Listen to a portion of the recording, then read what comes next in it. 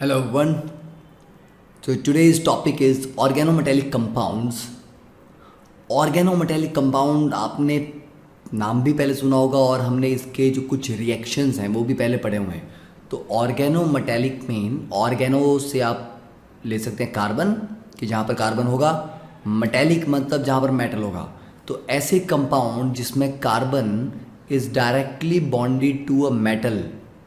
अब वो मेटल क्या क्या हो सकता है, वो अलग अलग मेटल्स हो सकते हैं, per hour discussion today is mainly concentrated on Grignard's reagent. तो ग्रिग्नार्ड रिएजेंट क्या होते हैं? RMgX अल्काइल ग्रुप होगा, मैग्नीशियम और हैलोजन. सिमिलरली एक और ऑर्गेनोमेटेलिक कंपाउंड है ऑर्गेनोलिथियम, जहाँ पर अल्काइल ग्रुप डायरेक्टली लिथियम से कनेक्टेड होते हैं. फिर R2CuLi डाई अल्काइल लिथियम क्यूपरेट है, R2 जिंक है, RNA. तो ये सारे के सारे ऑर्गेनोमेटेलिक की कैटेगरी में आते हैं, राइट. तो बेसिक मतलब क्या होता है ऑर्गेनोमेटेलिक का ये हमें समझ आ गया. Now let us continue with the Grignard's reagent. तो शॉर्ट फॉर्म में हम इसको आगे GR से डिनोट करेंगे. Now GR means organomagnesium halide, मतलब अल्काइल पार्ट होगा, magnesium and halide, that is RMgX. तो these Grignard reagents are named after Victor Grignard. ठीक है, जो एक केमिस्ट थे उनके नाम के ऊपर इनका नाम रखा गया है. Now the preparation of Grignard reagent. तो प्रेपरेशन के लिए को भी अल्काइल हैलाइड आप ले लो RX को आप मैग्नीशियम के साथ ईथर की प्रेजेंस में ट्रीट करोगे, you will get RMgX. Similarly we can also take aryl halide ARX, उसको भी मैग्नीशियम के साथ ईथर की प्रेजेंस में ट्रीट करोगे, you will gate ARMgX. So this a small error, तो यहाँ आ जाएगा AR. तो मतलब हम अल्काइल हैलाइड से भी बना सकते हैं और हम अराइल हैलाइड से भी बना सकते हैं, राइट. तो पहले just pause the video hair and यहाँ तक एक बार लिख लो, देन आई विल एक्सप्लेन. अब देखो तो ऑर्डर ऑफ रिएक्टिविटी. अब क्योंकि आपको RX को ट्रीट करना है तो जितना ज़्यादा वो RX रिएक्टिव होगा उतना रिएक्शन फास्ट होगा. तो अगर हम हैलाइड्स के बारे में बात करें तो उसकी रिएक्टिविटी सबसे ज़्यादा होती है RI की, then RBr, then RCl. And for a given halogen कि अगर हम बोलें सिर्फ RI ही लेते हैं हम, R ग्रुप को अगर हम चेंज करें, R ग्रुप आपका प्राइमरी अल्काइल भी हो सकता है, सेकेंडरी भी हो सकता है, टर्शरी भी हो सकता है. तो R ग्रुप के साथ रिएक्टिविटी कैसे वेरी करती है? प्राइमरी की ज़्यादा होगी, सेकेंडरी के मतलब नॉट सेकेंडरी, C2H5 की उससे कम होगी, C3H7 की उससे भी कम होगी. मतलब ये तीनों प्राइमरी हैं, CH3, C2H5, C3H7. पर जैसे जैसे वो बल्कि होता जाएगा उसकी रिएक्टिविटी कम होती जाएगी. ठीक है, तो ये 1 डिग्री, 2 डिग्री, 3 डिग्री में डिफाइन नहीं किया हमने, इसको हमने डिफाइन किया 1 डिग्री में ही उसके लेंथ के अकॉर्डिंग. तो जितना साइज बल्कि होगा उतनी उसकी रिएक्टिविटी अल्काइल ग्रुप की कम हो रही है.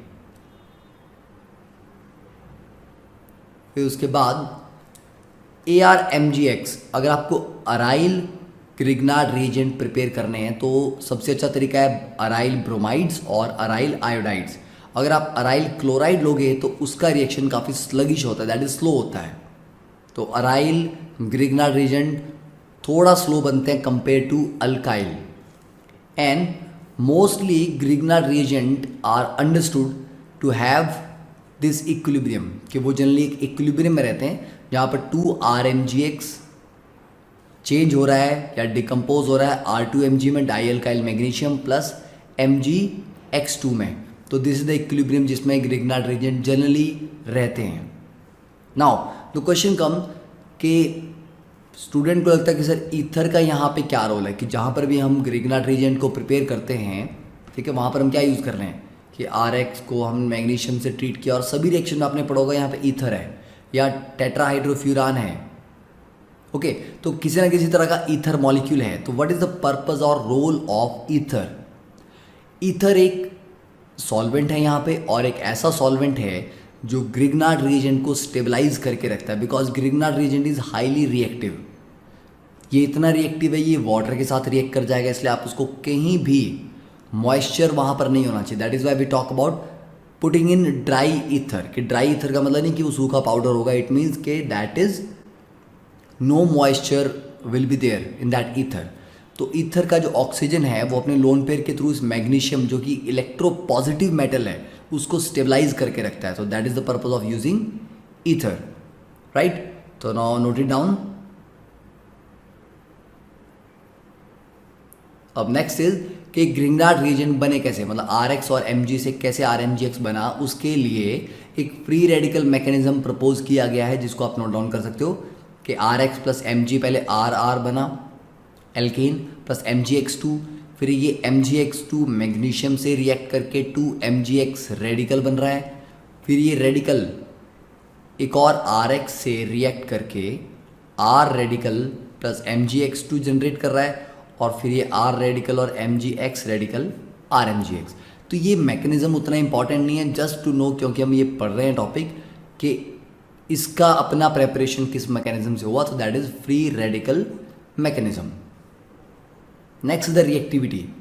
अब रिएक्टिविटी क्या है कि ये जो RMgX हैं दे आर पोलर कंपाउंड, क्योंकि R में क्या होगा, कार्बन होगा और मैग्नीशियम का डायरेक्टली बॉन्ड है, तो कार्बन की इलेक्ट्रोनेगेटिविटी मैग्नीशियम से काफ़ी ज़्यादा है, इसलिए कार्बन के ऊपर आता है पार्शियल नेगेटिव चार्ज, मैग्नीशियम पे पार्शियल पॉजिटिव चार्ज। तो इस वजह से देयर इज अ पोलैरिटी, तो ये पोलर कंपाउंड है और इसी की वजह से ये एक स्ट्रॉन्ग बेस और न्यूक्लियोफाइल की तरफ बिहेव करता है।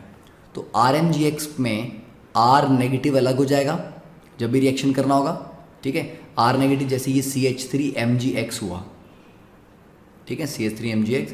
तो जब इसको आप तोड़ोगे यू विल ब्रेक इट, तो CH3 नेगेटिव और MgX positive. Now this CH3 negative is very strong base as well as a very strong nucleophile, और हम जितने भी रिएक्शन इसके पढ़ने वाले हैं उनमें या तो इसका एज अ बेस यूज होगा या फिर इसका एज ए न्यूक्लियोफाइल यूज होगा। Same goes for alkyl lithium also, RLi। यहाँ पर भी पोलैरिटी अच्छी खासी है, तो R के ऊपर पार्शियल नेगेटिव चार्ज आता है, इसलिए इसका भी R जब टूटेगा तो R नेगेटिव बनाएगा and that will act as a strong base and nucleophile. Okay, now note it down. अब नेक्स्ट इसका जो बेसिक नेचर है we can understand that through these reactions. तो RMgX को हम यहाँ पर पहले वाटर से ट्रीट कर रहे हैं, तो अगर ये बेस होगा तो ऑब्वियसली बात है वाटर से रिएक्ट करेगा, एसिड बेस रिएक्शन होगा।